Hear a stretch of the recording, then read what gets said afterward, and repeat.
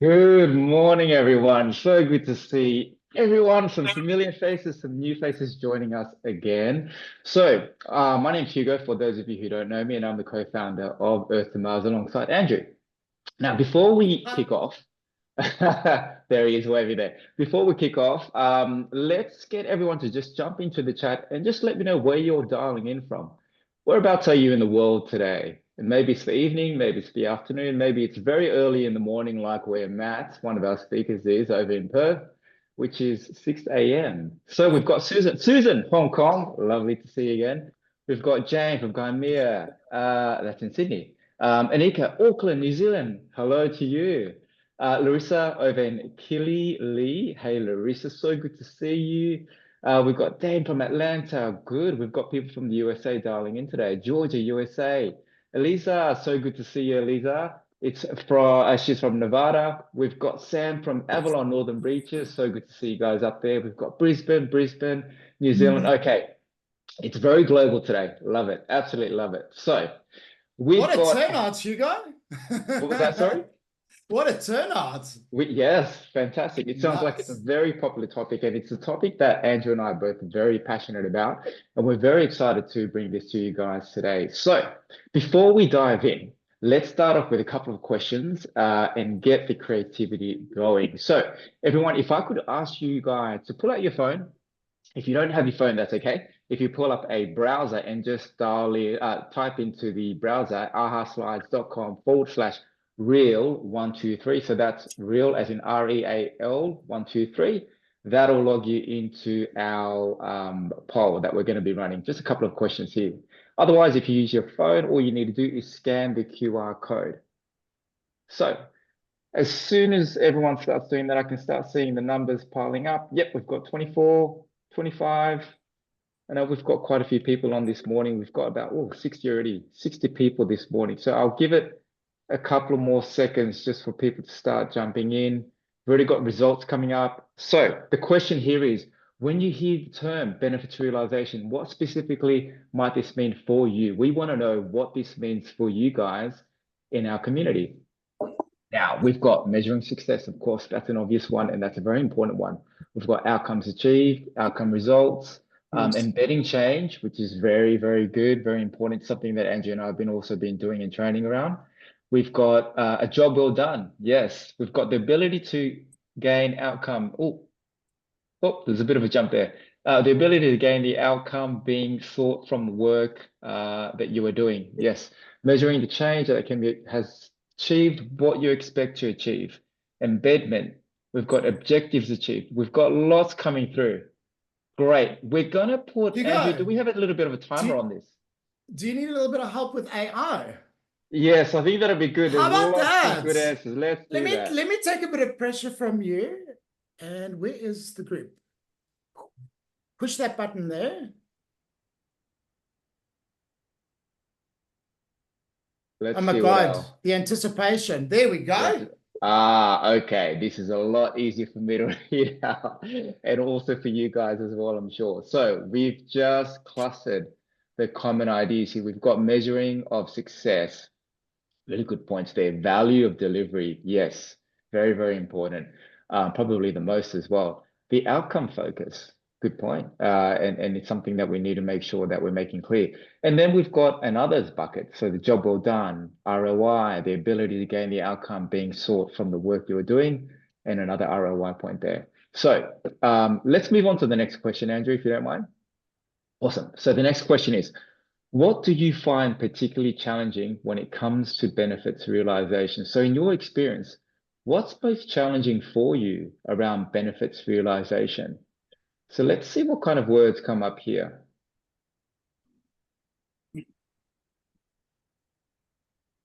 All right. Okay, cool. So it's coming up on my screen now. There might be a bit of a delay, Andrew, on my side, but I've got measuring. Yes, it's an obvious thing. Measuring can be tricky for some organizations. We've got tracking, we've got ownership, we've got getting agreement. Okay, there's lots coming through.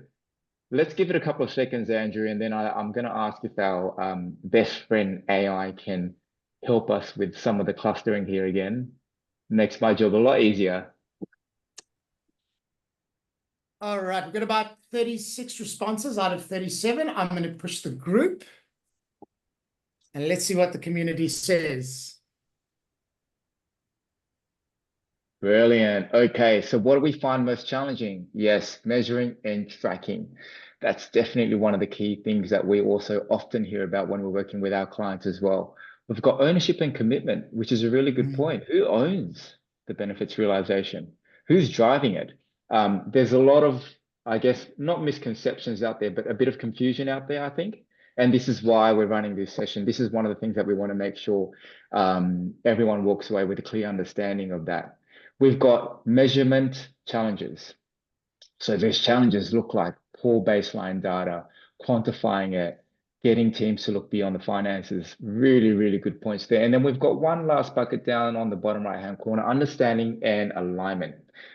Yes, very good point as well. Okay, without further ado, let's move to the next question. So next question is a simple one. You can't measure benefits of change because it is all intangible. It's a true or false question. Let's see what the community and what you guys reckon. Okay, this is a good sign for us. There's a bit of groupthink as well. A bit of groupthink, yeah. It'll be interesting to see if there's any truths out there, and that's okay. Let's see what comes out. Okay, fantastic. Oh, look what I can do.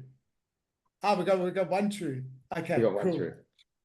All right, brilliant. Okay, so next question. Who is ultimately responsible for benefits realization of a change? Let's see what comes up in this. And we've got a 30-second timer going on in the background as well. We've got other, so sponsors are still pretty high. We've got that keeps rising. We've got 3 as other. We've got program manager as 2. Let's see if the other categories kind of come up, or the other titles. We've got project manager. Okay, so sponsors definitely in the lead here at 26, 27. What we're going to do today, and this is also one of the reasons why we wanted to run this, is we're going to uncover this with our speakers. Amazing. Awesome. Amazing that change didn't come up at all. Very, very cool. And I agree. There's part responsibility, but ultimately it's the question here. Absolutely. Awesome. So it's a good segue over to you, Andrew. I'm going to hand it over to you. Awesome. Thank you, community. I know this has been a topic that's been bubbling away. And from Hugo and my side, this is something we've been working with in depth with our clients, actually setting them up for this. And in our journey of benefits realization, we realized we want to put the real back in benefits realization. So what we've got in store for you today, obviously, we've been doing this community for many, many years, and we've been very lucky to connect with some amazing people.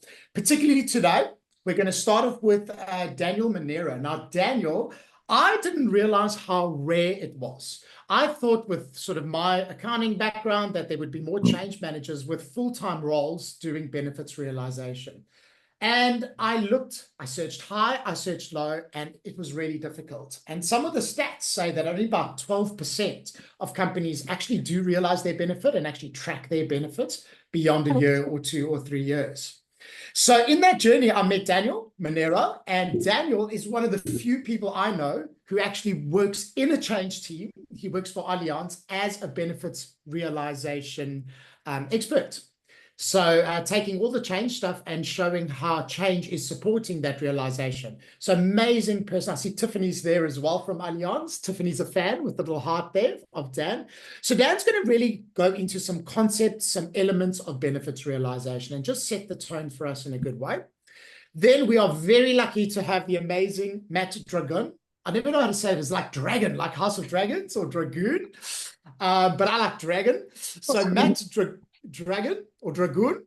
Now, Matt, we met because of my love and Hugo's love of technology and change. Matt and I have had many, many conversations, and there's a lot of technology out there. Matt's technology, and why we've asked him to come, is because philosophically, his system really, really links with some of the concepts of ROI and linking in the human elements of that. So Matt's going to actually explore a real case study to bring this alive for you today. And then we're going to have a bit of a panel discussion with some Q&A as well. So we looked at all your questions and we actually managed to summarize them into 3. Well, Matt did. So thank you for that, Matt. So we'll spend some time with Dan and Matt exploring questions. And obviously, if you've got some questions, Anna and Hugo, sorry, KF and Hugo will be checking the chat as well over the period. And then Hugo's going to end off just sharing a little bit of the work that we do with clients to set them up and how we are taking things to the next level, not just from a tech side, but also from a principle and an ethos point of view of benefits realization. Does that sound good, everyone? Excellent. So without further ado, Dan, I'm going to hand over to you. Dan, the man. Thanks, Andrew. Thanks for the great intro as well. Hi, everyone. Great to be here. I'm Daniel. I'll just jump right in. My role in Allianz Australia has 2 parts. So I review all initiatives pre-business case from a benefits realization perspective to ensure that they're valued in a consistent way and that the benefits themselves will be verifiable after implementation. And the other part of my role is I assess all initial change impacts of these initiatives and determine the change resourcing and rough approach required to deliver them.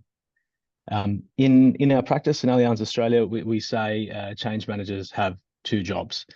The first job, which is probably the most familiar one, is to mitigate the negative impacts that could result from change. So this is, typically what we use our CIA to identify, and we assign change interventions to mitigate them. Most change managers, in my experience, are very good at this. I think that's a symptom of change methodologies where there's a strong impact focus, as there should be.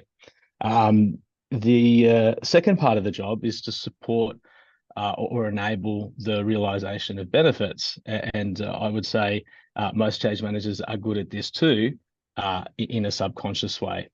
And so I think the goal of this session is to consider how we will become a bit more deliberate with respect to those activities, with respect to the realization of benefits. But before I get into this, while it's not typical for a change manager to be responsible for establishing and assuring that the organisation has benefits and the right people are accountable for them, that is not their responsibility. That sort of lines up with the graphs that we saw in the poll earlier on. It's 100%, in my view, their responsibility to understand how the established benefits connect to both the project outputs and the change activities and interventions that they're designing and implementing. And I've got a way to do this, but we need to look at the fundamental concepts first. So I'm going to touch on these quickly because I think they're important. Next slide, please, Andrew.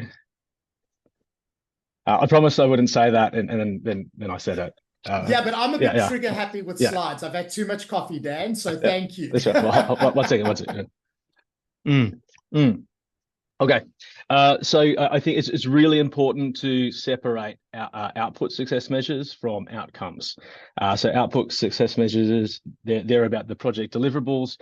They're about how many things the project has built, is it on budget, to quality, on time. And outcomes, the benefits, is what we're interested in. The reason why I say it's important to separate them is because they're often indiscriminately peppered in business cases and other documentation, and that causes errors and conflation, right? So what are benefits? They're the desired positive effect that the sponsor or the entity paying for this piece of work is trying to have, and there's 3 things to be aware of. The first is that they may be measurable in a traditional benefits realization sense, and that's cool. They may not be measurable. That's also cool if it's in a business case that is going ahead, and they may not even need to be measured. And I think there is a lot of change work that sort of sits in this space where they may not need to be measured. That doesn't mean we don't have to measure what we're doing. It's just in relation to the outcomes themselves. So we're talking about outcomes, not outputs. Next slide, please, Andrew. So when it comes to outcomes, those sort of 3 bullet points were leading into it. There are 3 types. I'll touch on binary first. So these are the ones that don't need to be measured. But a binary benefit is a benefit that's achieved wholly by delivering the output of the project. So imagine a project that is delivering a set of downstream system changes in order to make reporting compliant with some sort of regulatory format. That's the goal. Be compliant with a regulatory format. But as a result, there'll be changes that employers will have to deal with as a result of it. That's when we put on the first hat as a change manager, the change impact mitigation hat. That's where most of our work is aimed at reducing the impacts, not breaking the business while we implement this piece of work, because we know the benefit will be wholly achieved once it goes live. The next is intangible, and this is where sponsors, benefit managers like myself, finance people, everyone involved, change managers, project managers, want to steer clear of it, right? But we find ourselves in these places all the time. Intangible means not measurable, right? Or you can't grab it, right? Like not measurable. It's not a bad thing. It's just less rigorous than tangible. And I think a lot of the time the fluffy gets bucketed in with intangible. So I'm hoping to do a separation of that right now. So I've picked up an example where we have a project. It's aiming to reduce costs or effort associated with a certain type of customer inquiry. But there is no established baseline or method for understanding how much time or effort or cost is spent on that type of inquiry. The project may still go ahead without that method, but we're not going to measure the effectiveness of it because it's all anecdotal or something like this. That's the sort of intangible scenario that we'd like to steer clear of. And then we have tangible. And so these are the hard things, right? The things that we can measure, but it's a huge bucket. So I've put some examples there where we have like a typical dollar tangible, so dollars revenue, profit, costs. Yeah, everyone loves them. And then we have more typical non-financials like net promoter score, average handle time, average speed to answer, FTE, depending on FTE, and then depending on what industry you're in, maybe kilograms or kilowatt hours or kilometers, so on and so forth, all the way down to Rotten Tomatoes scores. And I'm including Rotten Tomatoes scores there as a provocative measure because it's a measure. It's baselineable, it's trackable. It takes subjective inputs and it creates a measure about them. So that's a way that we measure fluffy things like what people think about movies. You know, that's still a valid thing to set targets upon. So we got these ideas down, and my goal is to sort of give you guys a tool for understanding and articulating the benefits connected with your project. And so the idea is you draw something like this, a benefits map. So this is based on the Gerald Bradley benefits maps in his books. This is a simplified version because we don't need to go to that extent as a change manager, but it should do the trick. A benefits map has 3 objects. The green box is benefits, so these are the positive effects. The red box on the left is enablers. These are the things that the project is doing. And then the dark blue box in the middle, that's the changes. That's the way the business needs to change in order to take the outputs of the project and achieve that thing on the right-hand side of the page, on the green. So I'll just walk through this one starting on the right. So what the sponsor wants to happen, the sponsor, how would you draw this? You'd get the documentation, you have conversations with the people in the project in order to put this picture together, and then you validate it with the sponsor or the business owner. Sorry for skipping that. So say you're drawing this down, on the right, you've got what the sponsor wants to happen. They want to reduce expenses associated with the carbon footprint, expenses and the associated carbon footprint, and they're going to measure that in dollars and tons of carbon. That's all in the business case and understandable, and there's mechanisms set up to track that. The green box stuff, the accountability is with the sponsor, the business, the benefits realization framework, the finance department, whoever. That's different organization to organization. And if we were to unpack that here today, we'd be starting a several-week course, I think, on how we might do that. The point is that's where the accountability relies with that established function.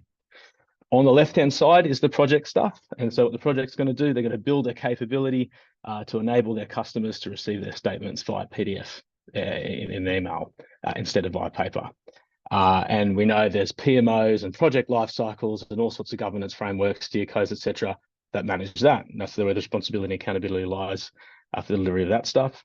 And then in the center, we have our changes. And these are the ways, this is where we play. This is our responsibility. Our job is to deliver interventions to make sure that these come off well and don't break the business while they're coming off.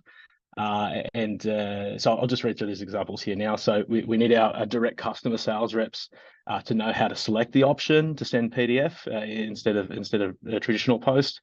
And they need to promote it with their new customers. We need account managers to know how to promote this option with any integrated partners, so that if a partner is integrated with us, they need to be able to understand how to buy that service and then promote that with their customers, so that they're also selecting the PDF option. And then we want marketing to run a campaign, and that'll promote that new feature to existing customers. So you can't go red box to green box, or you can, but the results might be minimal. But you need these black boxes or dark blue boxes in the middle. We will, as a part of our change planning, design interventions to deliver these change outcomes in the center. What we can do in order to assure benefits is to start measuring the effectiveness of our change interventions. So I'll pick another fluffy example. Say you had a cupcake meeting once a week with the account managers, and that cupcake meeting is a pretext for talking about how many conversations that the account managers have with their integrated partners about opting into the PDF function. That's something that you can build a baseline on and measure, but then you can also demonstrate how that connects to, without measuring it, the sort of downstream impacts, i.e. reducing expense, downstream benefits, reducing expenses and reducing carbon footprint. So it's about designing an intervention that has an effectiveness measure that links to the downstream thing that is being measured as the success of the project, the benefit himself. I might stop Dan, there. I'm going to pause there. Yeah, there was a few great questions. Yeah, there was a great question around: are we suggesting that change managers map it?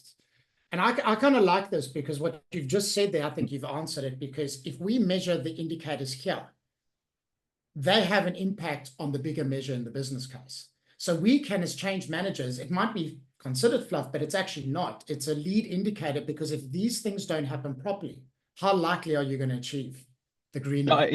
Exactly. Yeah. So the answer is yes. Yeah, I think we should map it to this level of detail. Right. We don't need to relitigate the business case. But yeah, if you have some, like, say, training assessment, right? Someone's going to use the system a certain way.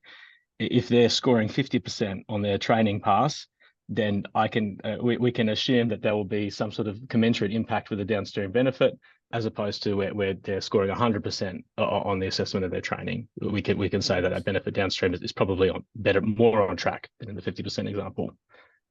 Love it. And I've got one more from Temre, is: does your project budget allow for the change manager to measure success beyond go live at Allianz typically? So the cheeky answer is it doesn't have to. So we have over the last 2 or 3 years, we've built an in-house benefits realization function, and so the project itself doesn't need to sort of carry that. At Allianz, it's a partnership between the PMO, finance, and the different business owners, right? The different sort of chief general managers. And so even if the project packs up tomorrow, there's custody of those outcomes in the business. Awesome. Thanks, Dan. Pleasure. Dan, that was amazing. Is there anything you wanted to add? I didn't realize that was your last slide. Yeah, I thought you were saying thanks, Dan, because we rehearsed it so well. Yeah, are we all good? So round of applause for Dan. We'll come back with some questions for you, and really, really lovely to have you on board. All right, so the next man is, I've actually got a quote from the man himself, Matt. One of the things he said to me personally is leaders actually, and it links to Temre's questions, They do not focus effort on change for long enough to move the needle. And Temre was suggesting this with her question is, what happens post go live? Because surely benefits only get realized maybe a month, 2 months, 3 months after. And even before go live, are we measuring those lead indicators that I know Sam liked very much? So Matt, like I say, you've done amazing things in this space. I'm going to hand over to you and let's hear a little bit about your case study. Yeah, thanks for the intro, Andrew. And I think just on that comment around post go live and the role of change managers, I think there's a real opportunity for change managers to actually facilitate setting the business up for success. So as change managers, we know that we're not going to be there for a long period post go live, but we do have the opportunity to set the business up for success and set the leaders up for success so they can stay engaged post go live and so the business can deliver the benefits. And I'll talk about that through the case study, and I'll talk about what we did as part of that program of work to achieve the outcomes and the business benefits in the case study. All right, so welcome to the world of oil and gas. It's a really exciting world. There's a lot of engineers, so there's a lot of numbers and not a lot of feelings or fluff. It's a very, very dry space to work in. But I want to give you an idea and some background on how supply chain in oil and gas works to kick off. So you've got your gas plant on the second row in the right. It's that little icon down the bottom row of the little gas pump. Supply chain basically works where the maintenance team, and the maintenance team in this particular example were about 200 people. They were working together to pull together a maintenance plan. The maintenance plan would be given to the maintenance superintendent, and then the maintenance superintendent would instruct the supply chain contact about what spares are needed to be ordered and stored in the warehouse. The supply chain person would then order those spares, get them shipped from wherever they were coming from. They would be stored in the warehouse, and then the maintenance superintendents would define how those widgets or how those bits of equipment would be transported from the warehouse to site. So either by road or by air transport. And as you can see there, in terms of the current state, what you notice is that there was a large percentage of actual, I guess, transport requests that were coming by air freight, which was one of the key opportunities to deliver benefits as part of this program of work. The other thing in terms of the current state, sorry, Andrew, I'll just get you to go back one slide, is that when we looked at this environment, the maintenance team was working on a 30-day maintenance planning cadence. So we actually removed or looked to change that cadence as an enabler. It's an important point just to call out. So in terms of the actual business case outcomes, and these are essentially the benefit realization targets, is what we did is we saw the opportunity for the business to save different amounts across the different areas of the supply chain. So there was an opportunity to reduce expenditure by 40 mil in spares holding, an opportunity to reduce shipping expenditure by 20 mil, warehousing expenditure by 15 mil. There was also they had a lease deadline, so they were actually working to a finite cutoff point in terms of when they needed to reduce the volume of spares, so they could actually change over leases and reduce the warehousing. And they also wanted to look at reduce expenditure in site transport and try and get the balance or the percentages between road and air back to what were considered industry best practice. And overall, there was $100 million per year in savings, which is huge. And I should point out the interesting thing here is if the plant shut down, so if a gas plant shuts down for a day, you're talking a cost of 1 million barrels of oil. So the business here was balancing risk in terms of we've got the opportunity to reduce the spares that we're holding to do the maintenance work to keep the plant up and running and to keep the plant churning out gas. And we've got to balance that with the opportunity to realize $1 million worth of benefit. So there was a lot of nervousness, especially from the maintenance team, whose KPIs were all linked to reliability of plant and the ability to keep the plant pumping out gas, and the reduction of the spares that they were holding. So that just provides the context. So next slide, please, Andrew. So when we did the impacts assessment, and there was over really, I think it was about 150 different impacts across this program. One of the things that we did as a secondary kind of step in the impacts assessment is we really looked to identify those impacts that were going to drive the benefit realization targets. So we almost went through a prioritization exercise to say, what are the key impacts of this change program that are actually going to drive the benefit realization targets and enable the business to achieve the $100 million per year saving that they set out to achieve. And we got down to 5 primary impacts. So the first one was the implementation and the effective use of a new inventory management system. The inventory management system basically recorded the maintenance history for each of the different components that were stored, and would, using AI, spit out a recommendation of how many widgets the company needed to order and to store to keep the plant running. So it was all automated. The second key thing, and as an extension of the system, they moved from the maintenance superintendent actually having ownership of what got ordered to the supply chain team delivering guidance to the maintenance team about what was replaced and ordered. And that was a major power shift between those two roles. So the supply chain role sat about 5 different pay grades below the maintenance superintendent.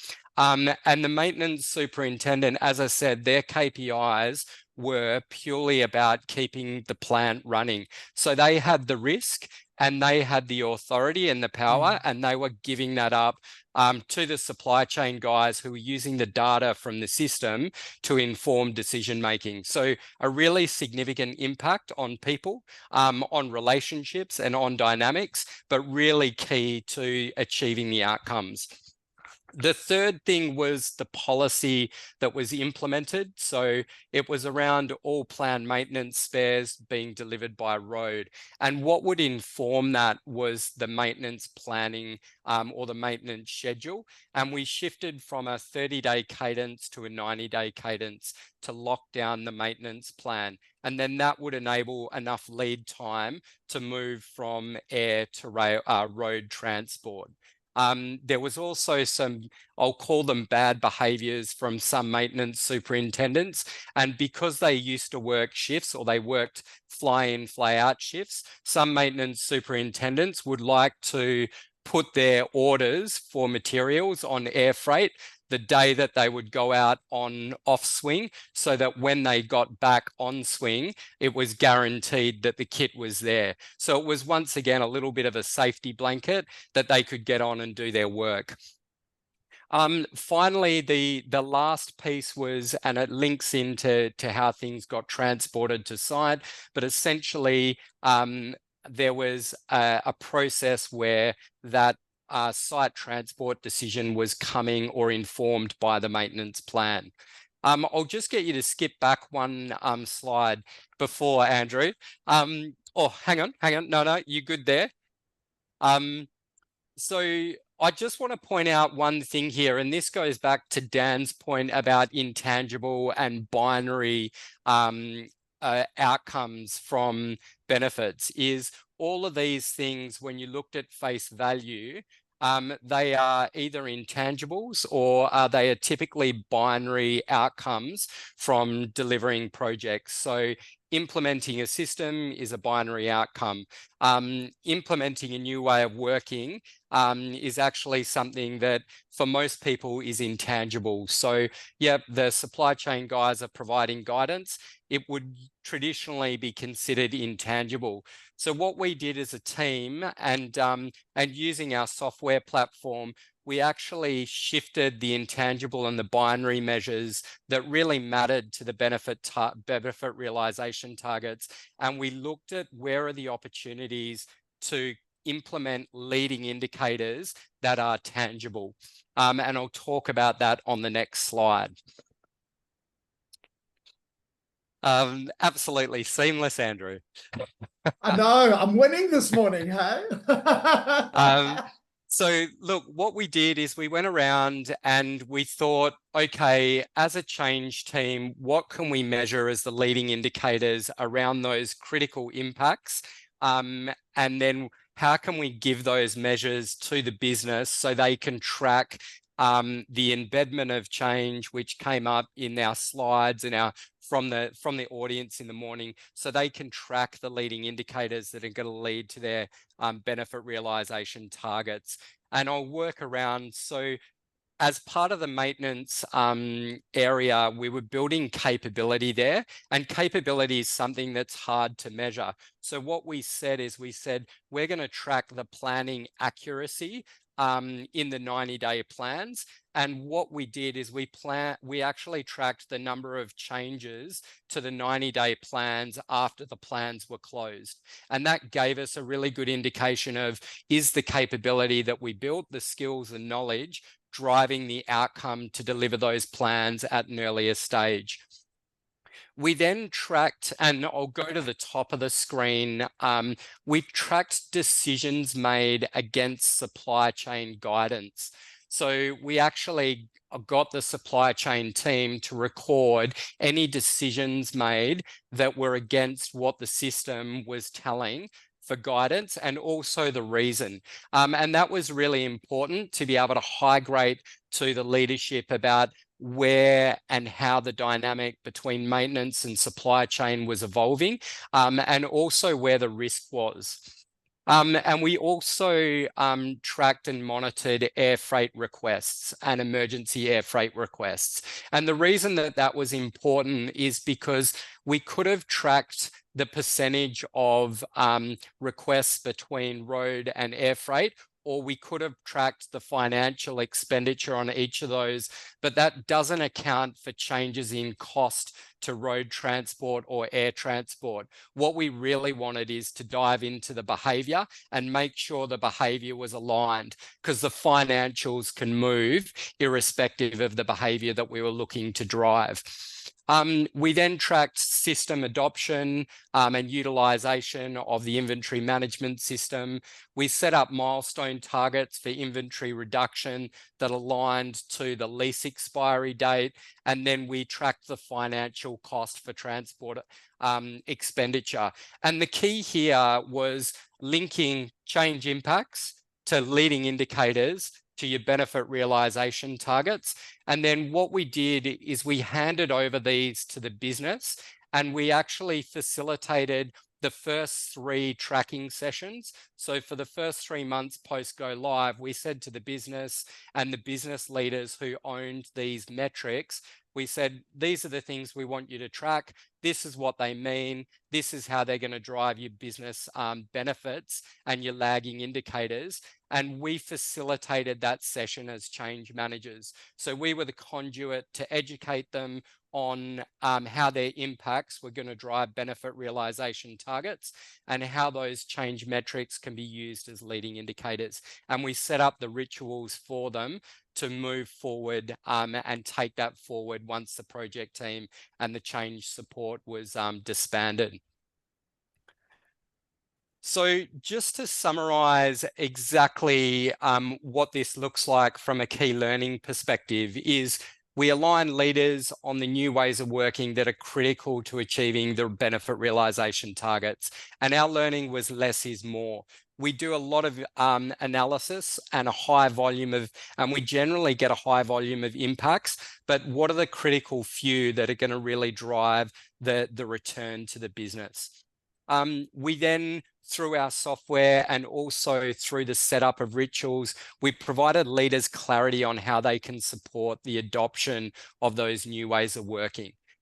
So they knew their role from go live and in the period post go live. We then measured the adoption, spoke about those lead indicators, spoke about the handover of ownership into the business. And this goes to who in the business owns your benefit realization. It's not the change team that owns it. It's not the project team. It's got to be your business stakeholders and the leaders who are working day to day in the business. And then finally, we provided the mechanisms and the rituals for the business to share progress and keep the momentum. So how do you continue your great communications and engagement with the business to keep them focused on the outcomes that they're looking to achieve? So we set up a framework post go live for them. So that's it. It was a really fun time, great project to work on. I haven't talked in this session about our technology that enabled it, but there was a technology piece that sat behind it that pulled it all together as well. Love that, Matt. Thank you. Round of applause for Matt.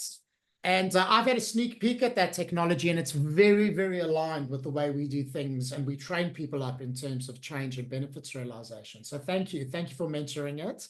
And if you want to get in touch with Dan and Matt, we'll be sending an email. Otherwise, just reach out to them directly on LinkedIn. But let's bring this together. I think if you've done one of our programs, either our accelerator or our embed the thread program about benefits realization, this might look familiar to you. If you haven't, we do have a deep dive on this. And we've got another Space for Change session with Patty Phillips from the US. So we have covered this before, but really for me is I get very triggered by the word fluffy. Why? Because I'm so passionate about what we do in change, and I so see the value of what we do, but I also love numbers. And I'm one of those people that believe that there's data everywhere, and to Matt and Dan's point, we've got to get the key ones and link it. So what I've got here is what we call our return on investment or benefits realization V model. And I think it really sums up everything nicely for all of us if we just land here. So what we've got at the top is I personally need a little bit of guidance. I personally need a bit of structure or buckets of where to do these kind of things. So at the top is typically where the business case lies. So you'll see that typically a business goes, oh my God, we need to change. We're losing money. We need to make more money. We need to reduce costs. We need to improve customer service. We need to do a lot of things there. But what typically happens is, and I've only seen one client at a business case take things down to a human level. And they were actually in South Australia, and it was an energy company where they actually went, okay, well, our business needs to change, which means we've got to up our revenue in terms of operational needs, lower our costs, or make some other kind of benefit that can be measured operationally. Those typically are hard measures, right? But here's the problem. And here's where I see change in our role coming in. And there were some questions around our role. Is that in order to change operational metrics, to increase sales, to decrease costs, to increase customer experience, all those hard measures, we need people to do things differently on the job. We need them to behave differently. We need them to follow a policy. We need them to coach their teams better. And the reality of that is that's in our space of change. So when we're designing our interventions, I don't just jump to engagement and training. I think, well, what is the behavior that we can measure that you're either doing something or not in terms of a binary, or you're displaying a capability such as coaching? And that's very observable. You can ask staff if their manager coached them. You can check on a system whether people have followed it properly, and you can do surveys around adherence to that. And in order to do the on-the-job stuff, we would definitely need to help people with skills, correct? So typically it's a new skill. They need to learn something. They need to learn a new system. Maybe it's a new mindset. And in order for them to learn and be open to learning, surely we need to engage people. And everyone thinks that's fluffy, but aren't we measuring engagement in engagement surveys every year for most companies? So that for me is tangible. That is fierce, not fluff. So if we get this chain reaction at the planning stage right, and that's why I recommend always read that business case before you start in change, or if you come into the middle, read that, because then it's up to us to go, well, what does success look like on the job? What does success look like in terms of learning and change? And what does success look like in terms of engagement? And engagement for me is just two things: that people understand the importance of this change and they get the relevance to their role. They might not like it in some cases, but if they've got their understanding, this is a lead indicator of how well and likely they'll do in training. Because if you're not interested and you don't know why and you've been disengaged, you're going to get in training, you're going to ask a whole bunch of questions and not learn anything. And the same goes here. If you don't have the competency to actually perform on the job, or the confidence, which you can measure in training, you can do assessments, you can observe, you could do a test, whatever it is, if it's a policy. How likely are you to apply it and adopt it on the job? So these are things we can measure because they are the lead indicators: engagement, competency, and application and adoption. If we define success measures here and measure them, they are lead indicators by the time you go live of the overall success of the program. So using what Matt said, using what Dan said to actually make those links for the clients really takes us and our job in change out of the fluff and into being more fierce when it comes with our value. So all of this is measurable and all of this is doable. All right, so we're going to open up to questions. We've got some universal questions that everyone asks. So I'm going to open this up to Dan and Matt. What does good look like? If you have a mature company, who's accountable for it? What does success look like in terms of setting up benefits realization in a very mature place? So Dan, Matt, over to you guys. What Dan, are your I might thoughts? let you take this one. Sure.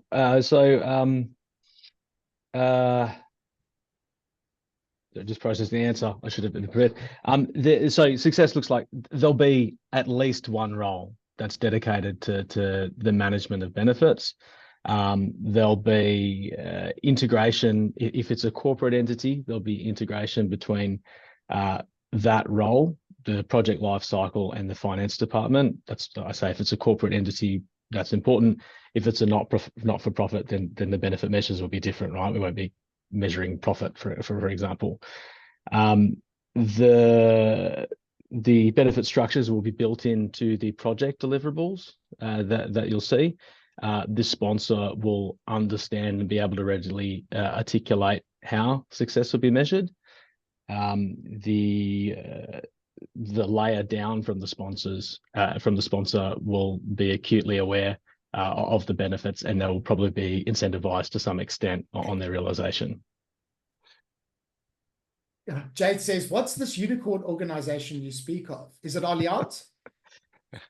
Yeah, it's Allianz Australia. I'm a little bit proud of it, but yeah, we've got there after a couple of years, right? Yeah, so self-aware saying that, but I can't imagine, and again, I'm coming from a vice position, a better setup, or a more mature setup. Awesome. So what I'm hearing is there's a dedicated role to this. And here's my question off the back of that. Does every change need to be measured for benefits realization? Well, it needs to be assessed. Whether it needs to be, yeah. So a common one that comes across my desk is we need to upgrade the firmware on a server, and that's expensive. So it's a project. Well, okay, we'll upgrade the firmware. It'll continue to work, and everyone will be happy. Done. Like binary, right? And there's no changes as well. So there are those items. I mean, the other ones are one of the questions that was sent through earlier this week. Andrew or KF shared. Someone said the restructure has already taken place, and that was for financial reasons, and now we're sort of just coping or trying to mitigate the negative impacts of that restructure. I don't know who sent this in or from what company or anything. So yeah, it sounds like that was the binary outcome. We restructure and we save X in cost, and it's done by virtue of it being done. Well, then they're wearing that first change hat now. How do we mitigate the impacts of that restructure? How do we ensure that our business isn't broken afterwards and we can continue to do the things that we need to do? Bingo. Yeah. Bingo. And change has a huge role there in terms of the people that stay and also making sure the people that leave are also supported. So those are indicators of the success outside from just the restructure, because I agree. Matt, did you want to add to that, or can I move to the next question? No, let's move to the next one. Dan's the expert in that space. All right. So how might a change manager understand the established benefits of the business and targets related to the project? Where do I start? Is this a Matt question or a Dan question? Let's move to Matt. Oh, look, I think the very first thing as a change manager, especially with an organization, working within an organization who value benefit realization, is asking about the business case.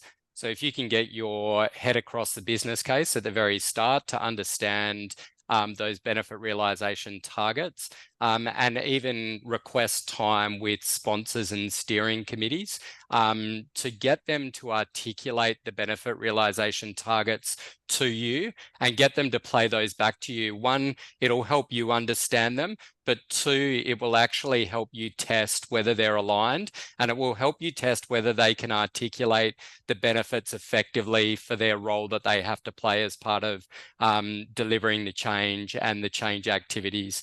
That's key to the place to start. And then I hope everyone picked up from the case example is benefit realization tracking and targets actually evolves over the life of a project. So as you start to discover more about the project, as you start to discover more about the key impacts that are going to drive the benefit realization targets, you can start to inform and, I guess, put the flesh on the bones of what is the lagging indicators or the business case.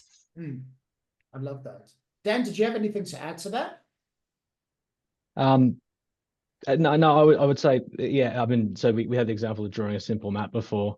You can do that at any point in the project life cycle, and maybe it's useful to do it as you learn things as you go along. You know, you might discover a new enabler is required, or a change is no longer required because of whatever we learn throughout the life cycle as well. That's just a format for articulating what your thoughts are about the connection between change and benefits. Love that. Love that. Cool. So should we move on to the last question? As a change manager, what should I be looking to do in the space? Where are the quick wins and what might be considered next level?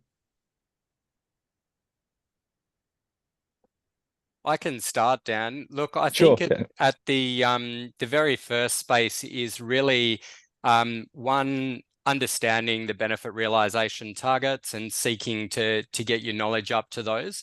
You know, the thing that worked really well for us was being able to demonstrate the value of the change impact assessment by high grading the impacts that were going to drive the benefit realization targets and the future statements associated with those impacts, and being able to prioritize for the business. I think in my experience that actually, one, it demonstrates the value that change managers bring, and it also helps to high grade the risks that might be associated that your project managers and your sponsors typically don't identify that relate to people.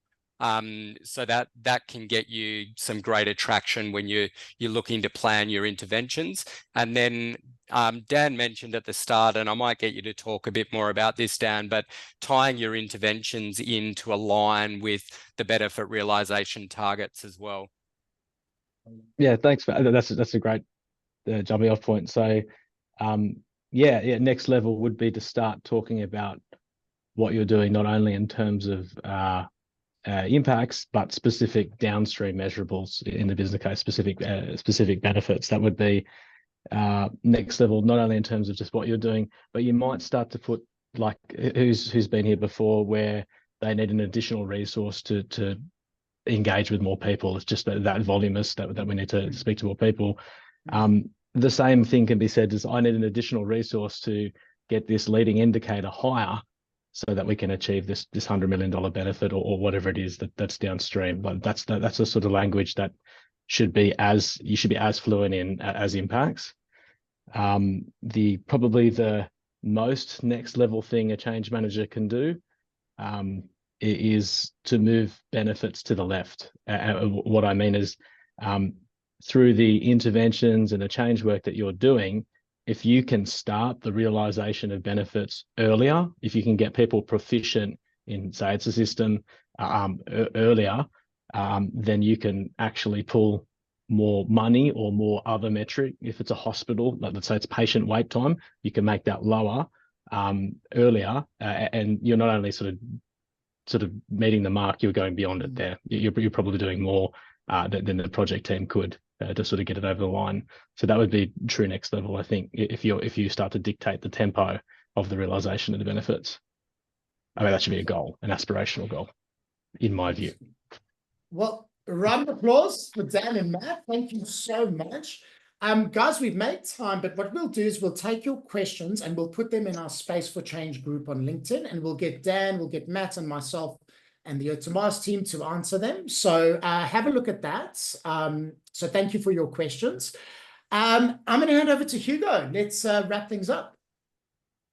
Thank you, Andrew. Brilliant conversations. Yes, lots of good questions there in the chat. So thank you, everyone. Just to wrap things up, so there's a lot to digest from today's session. Lots of great questions as well. If you do want to take this to the next level and learn how to mature your change into driving benefits realization, you can reach out to us. We're here to help. And so what we've been doing, Andrew and I are very passionate about this, especially in a time when we're in a very cost-conscious environment. We have been working with our clients to help elevate the team's skill set around how to embed the change earlier in the project, but also measure return on investment and also drive benefits realization. The other area, if you're looking to find out more about the tech, so Matt also mentioned that he does have a tech behind all the case studies that he's been showing. So if you do have any questions, if you want to find out more or just have a chat about it, reach out to us. There will be an email going out from space@earthtomars.com.au with some extra information, and you can reply off the back of that. But whether you want to chat to us about the Embed the Thread course that we run or the technology, just reply back to that space@earthtomars email address, and we can set up a chat with you guys. Cool. Over to the last slide. So before we wrap up, so we've got a couple of minutes left. Before we wrap up, I want to ask everyone just to jump into the chat and mention what was your one best thing. Now, I know that this was quite an in-depth topic, kind of complex. So it might be more than one thing and your answers might be a little bit longer, but if you just drop in a couple of answers there, I will do my best to read them out as quickly as possible.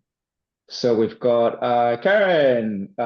Dan, you've got your Allianz team here, which is great. You got thanks for the session from Karen. Helen says, great session. Thanks again. Dane says, best thing, useful example and lived experience. 100% lived experience conquers all, really, doesn't it? It's out of the theory. We've got Claire. So good to see you, Claire. Insights into the scope of BR, benefits realization. Jason, all the way from New Zealand, linking change benefits. Change benefits. Change impacts to change interventions to benefits realization. Yes. Sam, push benefits realization to the left. Yes, very good quote. I think we're going to use that, Dan. Can we steal that for our marketing? And we've got Ram. Ram, so good to see you. Benefits realization is a discipline. Yes, it is. We've got Eliza. Love the mapping of benefits. So they just keep coming through. Now, everyone, thank you so much for our session today. We've had a really big turnout. And we hope that this session was useful. We know that it's a topic that a lot of people wanted to learn more about, wanted to hear about. So thank you so much again. And from behalf of the Earth to Mars team, and also Matt and Dan, have an interstellar day. See you later, everybody. Thanks, thank guys. you, Hugo. Thank you, Matt. Thanks Dan. very much. Thank you, everyone, for all your Thank support. you. And Thanks, guys. Great to see y'all.